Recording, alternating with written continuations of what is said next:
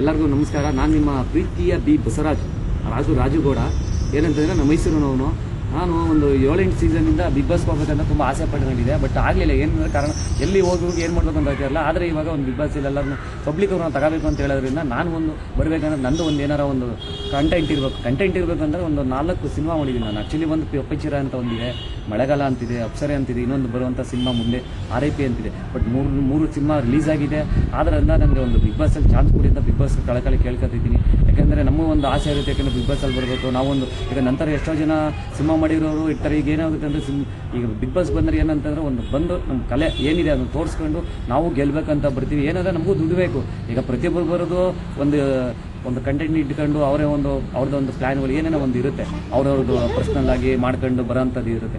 ಅದೇ ಥರ ನಾವು ಬರ್ತೀವಿ. ಯಾಕೆಂದರೆ ನಮಗೂ ಒಂದು ಚಾನ್ಸ್ ಕೊಡಿ. ಯಾಕೆಂದರೆ ನಾವು ಸುಮ್ಮನೆ ನಮ್ಮ ಹತ್ರ ಇರೋ ಕಲೆ ನಾವು ತೋರಿಸ್ಕೊಂತೀವಿ. ಈಗ ಬೇರೆಯವ್ರಿಗೆ ಯಾರೋ ಒಂದು ಪಬ್ಲಿಕ್ ಬೇರೆಯವ್ರು ಬಂದು ಮಾಡೋದಕ್ಕಿಂತ